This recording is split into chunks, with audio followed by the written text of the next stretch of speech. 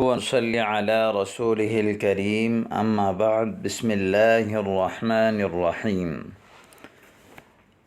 اللہ رب العزت کے فضل اور اس کے احسان سے الجوہری اکیڈمی کے زیر اہتمام فہم زکوٰۃ کورس کا آج آغاز ہو رہا ہے۔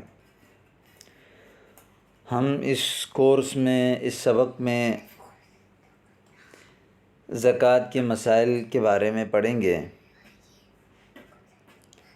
کہ زکوٰۃ یہ ہمارے دین کی 5 بنیادی ارکانوں میں سے ایک رکن ہے۔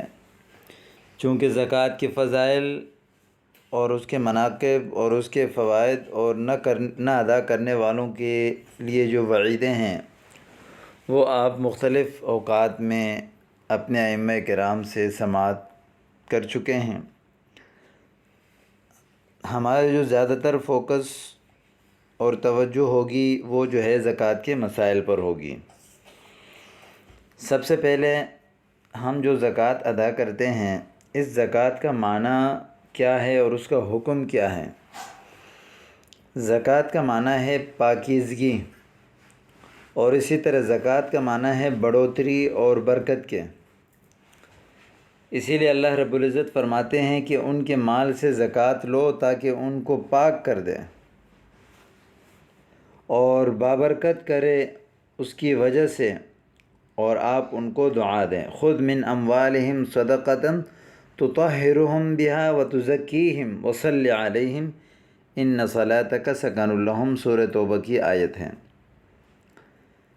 شرعی اصطلاح میں زکوٰۃ کہتے ہیں مال کے اس خاص حصے کو زکوٰۃ کہتے ہیں جس کو اللہ کے حکم کے مطابق فقیروں، محتاجوں وغیرہ کو دے کر انہیں مالک بنا دیا جائے۔ یعنی وہ مال جس کو ہم اللہ تعالیٰ کے حکم کے مطابق ضرورت مندوں کو دے کر ان کو مالک بناتے ہیں، شریعت میں اس کو زکوٰۃ کہتے ہیں۔ اب یہ زکوٰۃ کا حکم کیا ہے؟ یعنی فرمایا کہ زکوٰۃ دینا فرض ہے۔ قرآن کریم کی آیات اور رسول اکرم صلی اللہ علیہ وسلم کے ارشادات سے اس کی فرضیت ثابت ہے۔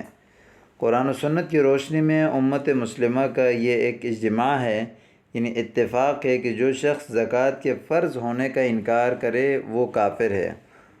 زکوٰۃ کی ادائیگی نہ کرنے والا کبیرہ گناہ کا مرتکب ہے، جس پر آخرت میں سخت سزائیں دی جائیں گی، اور اللہ تعالیٰ نے یعنی اگر اللہ نے اسے معاف نہیں فرمایا تو آگے اللہ تعالیٰ کی مرضی ہے۔ اللہ نے اگر معاف کر دیا تو ٹھیک ہے، نہیں تو زکوٰۃ نہ ادا کرنے والوں کے لیے سخت وعیدیں قرآن میں بھی اور حدیث میں بھی موجود ہیں۔ زکوٰۃ اور رمضان عموماً طور پر ہمارے ہاں ایک رواج ہے کہ لوگ اپنی زکوٰۃ عموماً ماہ رمضان میں نکالتے ہیں۔ تو چونکہ ماہ رمضان ایک بابرکت مہینہ ہے اور اس میں جہاں دیگر عبادات میں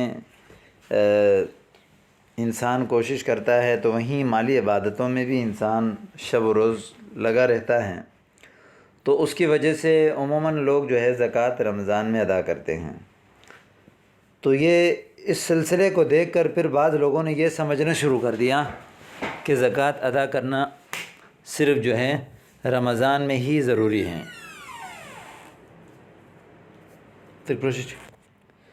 جبکہ در حقیقت ایسا نہیں ہے۔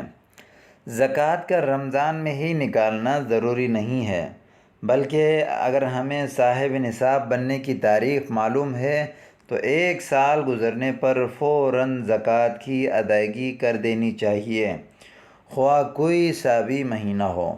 مگر لوگ اپنے صاحب نصاب بننے کی تاریخ سے عموماً ناواقف ہوتے ہیں، اور رمضان میں ایک نیکی کا اجر 70 گنا ملتا ہے، تو اس لیے لوگ رمضان میں زکوٰۃ کی ادائیگی کا اہتمام کرتے ہیں اور پھر ہر سال رمضان میں ہی زکوٰۃ ادا کرتے ہیں۔ زکوٰۃ 1 سال مکمل ہونے سے قبل بھی نکالی جا سکتی ہے۔ اگر کسی وجہ سے کچھ تاخیر ہو جائے تو بھی زکوٰۃ ادا ہو جائے گی، لیکن قصداً تاخیر کرنا صحیح نہیں ہے۔ یعنی خلاصہ اس کا یہ ہوا کہ زکوٰۃ سال گزرنے کے بعد فرض ہو جاتی ہیں۔ مثال کے طور پر ایک انسان فروری کے مہینے میں یعنی صاحب نصاب بن گیا۔ فروری کے مہینے میں مثال کے طور پر کسی کے پاس 2 لاکھ روپے آ گئے۔ اس سے پہلے اس کے پاس وہ 2 لاکھ روپے نہیں تھے، وہ صاحب نصاب نہیں تھا۔ اب اگلے سال یعنی عموماً اسلامی مہینوں میں نکالی جاتی ہیں، تو ہم مثال کے طور پر رجب کو لے لیں، تو اگلے سال رجب کے مہینے میں اب اگر وہ شمار کرنے بیٹھ گیا اور اس کے پاس وہ پیسے ہیں تو اب اس کے اوپر زکوٰۃ فرض ہوگا۔ ٹھیک ہے، تو اس لیے سال گزرنا ضروری ہے۔ سال گزرنے سے پہلے اگر کوئی دینا چاہے تو بھی دے سکتا ہے، سال گزرنے کے بعد تاخیر نہیں کرنی چاہیے، قصداً تاخیر کرنا صحیح نہیں ہے۔ ہاں اگر کوئی عذر کی وجہ سے کہ چلو ایک دو مہینے جو ہے وہ کسی مصروفیت کی بنا پر رہ گیا تو کوئی بات نہیں، بعد میں ادا کر دینے سے وہ بھی ادا ہو جائے گا۔ اب یہاں پر زکوٰۃ کے اہم اور بنیادی مسائل کو سمجھنے کے لیے 4 چیزوں کو سمجھنا کافی ہے۔ اس کورس میں ہم جو پڑھیں گے، سب سے پہلی چیز اشیاء زکوٰۃ، یعنی زکوٰۃ کن چیزوں پر فرض ہو جاتا ہے، زکوٰۃ کون سی چیزوں پر فرض ہے۔ نمبر 2، نصاب زکوٰۃ، زکوٰۃ کا نصاب کتنا ہے، یعنی وہ مال کہاں تک پہنچ جائے تو انسان کے اوپر زکوٰۃ دینا فرض ہو جاتا ہے۔ ظاہر زکوٰۃ تو ہر حال میں فرض نہیں ہے، اس کا کوئی نصاب ہے، وہ نصاب تک پہنچے گا تو پھر زکوٰۃ ادا کرنا فرض ہوگا۔ اور تیسری چیز ہے کہ شرائط زکوٰۃ، یعنی زکوٰۃ ادا کرنے کے کیا کیا شرائط ہیں، وہ کون سی ایسی شرائط ہیں کہ جن شرائط پر اگر آپ عمل کریں گے تو آپ کا زکوٰۃ صحیح معنوں پر ادا ہو جائے گا۔ اور چوتھی چیز ہے مصارف زکوٰۃ، یعنی اشیاء زکوٰۃ بھی ہے، نصاب زکوٰۃ بھی ہے، شرائط زکوٰۃ بھی ہے، تو اب اس زکوٰۃ کو کہاں پہ آپ لگائیں گے، کس جگہ پہ آپ جو ہے وہ مصرف کریں گے۔ اب آئیے سب سے پہلی چیز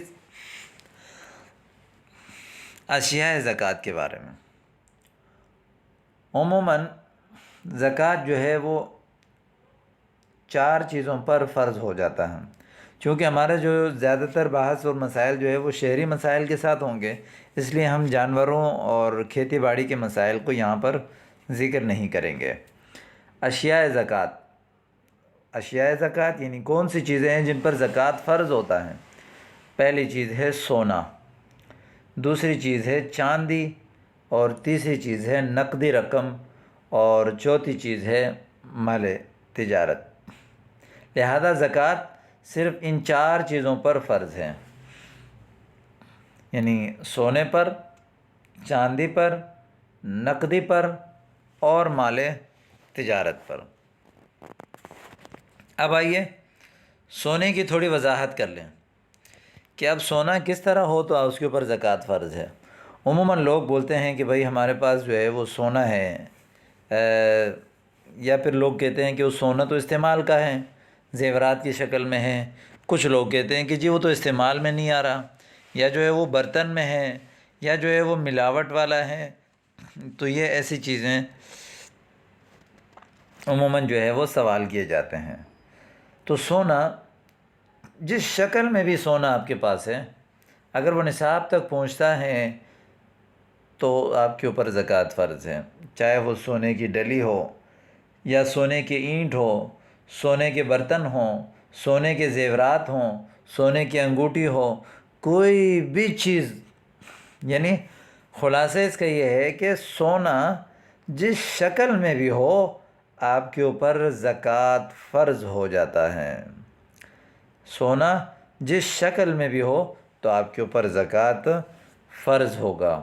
اور پھر دوسری بات کہ چاہے وہ استعمال میں ہو یا استعمال میں نہ ہو، آپ اس سے استعمال کریں یا استعمال نہ کریں تب بھی اس کے اوپر زکوٰۃ فرض ہے، چاہے وہ خالص ہو یا ملاوٹ شدہ ہو، یہ بہرحال مال زکوٰۃ ہے۔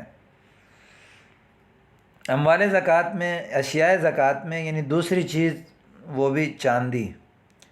فرمایا کہ چاندی بھی جس شکل میں بھی آپ کے پاس چاندی ہے، چاہے وہ ڈلی ہے، اینٹ ہے، زیور ہے، برتن ہیں، سکے ہیں، گھڑی ہے، کوئی بھی چیز ہے، استعمال میں ہے یا نہیں ہے، خالص ہے یا ملاوٹ شدہ ہے، تو لہذا چاندی بھی مال زکوٰۃ میں سے ہے۔ یہ اگر نصاب کو پہنچ گیا تو آپ کے اوپر زکوٰۃ ادا کرنا واجب ہے۔ تیسری چیز ہے نقدی۔ اموال زکوٰۃ میں تیسری چیز نقدی۔ نقدی چاہے جس شکل میں بھی ہو آپ کے پاس، ضروری تھوڑی ہے کہ آپ جس ملک کے باشندے ہیں تو اسی ملک کی پیسہ ہو آپ کے پاس۔ مثال ایک آدمی ہم یہاں پاکستان میں ہیں اور اس کے پاس جو ہے وہ ڈالر ہے یا درہم ہے یا یورو ہے یا دنیا کے کسی بھی ملک کی کوئی پیسہ ہے اس کے پاس، تو وہ نقدی ہے۔ چاہے وہ نقدی ملکی ہو، غیر ملکی ہو، بینک میں ہو، اپنے پاس ہو، کسی کو قرضہ دیا ہو، یا جو ہے وہ کسی کو امانت دیا ہو، یعنی ایسا قرضہ جس کی ملنے کی امید ہو، یا کہیں آپ نے سرمایہ کاری کر رکھی ہو، یا جو ہے وہ اسی طرح نقدی کرنسی کی شکل میں ہو یا کرنسی کے سندات ہوں۔ کرنسی جیسے نوٹ وغیرہ، کرنسی کے سندات وغیرہ، مثال کے طور پر انسان پیسے دے کے کچھ شیئرز یا کچھ سرٹیفکیٹ وغیرہ خریدتا ہے، جیسے شیئرز ہے، پرائز بانڈز وغیرہ ہیں، یا اسی طرح ہمارے معاشرے میں پہلی بھی مختلف قسم کی سرٹیفکیٹ ہے، کارڈ وغیرہ ہیں، کریڈٹ کارڈ ہے، یہ جو مختلف قسم کے کارڈ ہیں، یہ بھی گویا کہ ایک سرٹیفکیٹ ہے آپ کے پاس، اصلی پیسے تو نہیں ہیں۔ تو چاہے وہ کرنسی ہو یا کرنسی کے سند وغیرہ ہوں، جس شکل میں بھی آپ کے پاس پیسہ ہو اور کسی بھی ملک کا پیسہ ہو، تو یہ بھی مال زکوٰۃ میں سے ہے۔ یہ نصاب تک پہنچے گا تو آپ کے اوپر زکوٰۃ فرض ہو جائے گا۔ اب اس کا نصاب کیا ہے اس کے حوالے سے ہم تفصیل سے بات کریں گے، ٹھیک ہے؟ یعنی آپ کو سب سے پہلے ہم یہاں یہ سمجھا رہے ہیں کہ اموال زکوٰۃ یعنی کون سی چیزیں ہیں جن کے اوپر زکوٰۃ فرض ہو رہا ہے۔ آگے پھر اس کے نصاب کے بعد میں ہم تفصیل سے بات کریں گے ہر ایک کے حوالے سے۔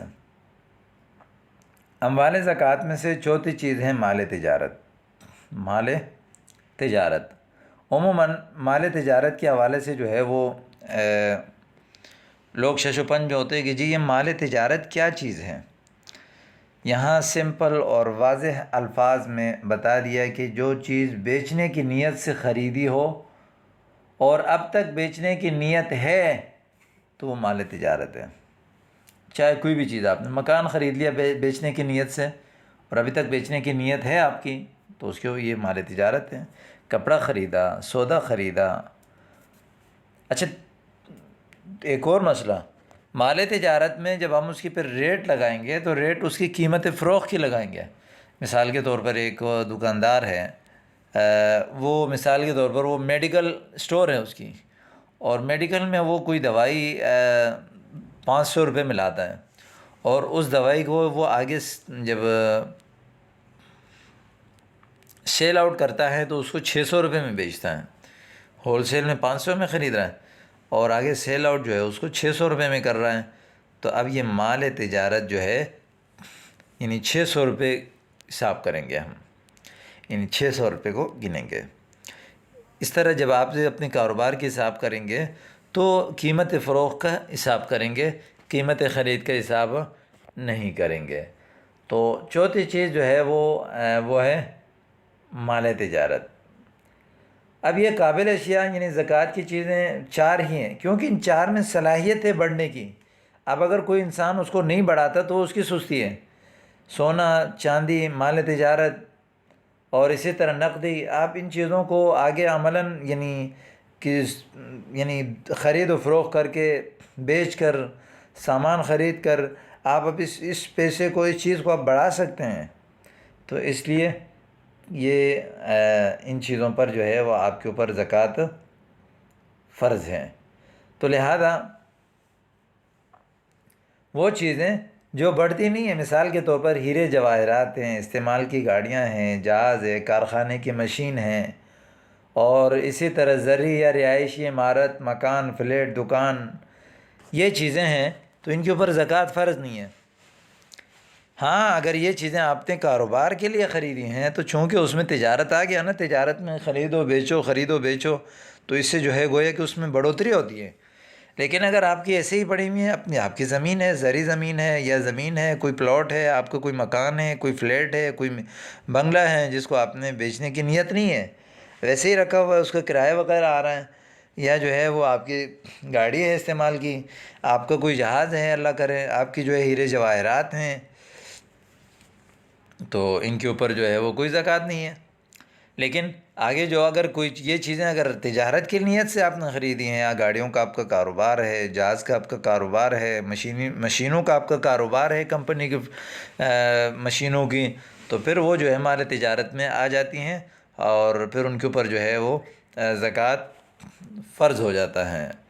تو آج کے حوالے سے اتنا کافی ہے کہ آج ہم نے یہ پڑھا کہ زکوٰۃ کی تعریف کیا ہے، زکوٰۃ یعنی اس کا حکم کیا ہے، اور کون کون سی چیزیں ہیں کہ جن کے اوپر زکوٰۃ جو ہے وہ فرض ہو جاتا ہے۔ امید کرتا ہوں کہ آپ کو سمجھ آ گیا ہوگا۔ ان اسباق کو آپ توجہ سے سنیں، کوئی بھی اشکال ہو، کوئی بھی سوال ہو، آپ جو ہے میرے واٹس ایپ نمبر پر رابطہ کر کے اپنے سوالات کو حل کر سکتے ہیں، اور اس کورس میں آپ اپنے زیادہ سے زیادہ احباب کو بھی شریک کریں تاکہ سب اس سے استفادہ کریں۔ والسلام علیکم ورحمۃ اللہ۔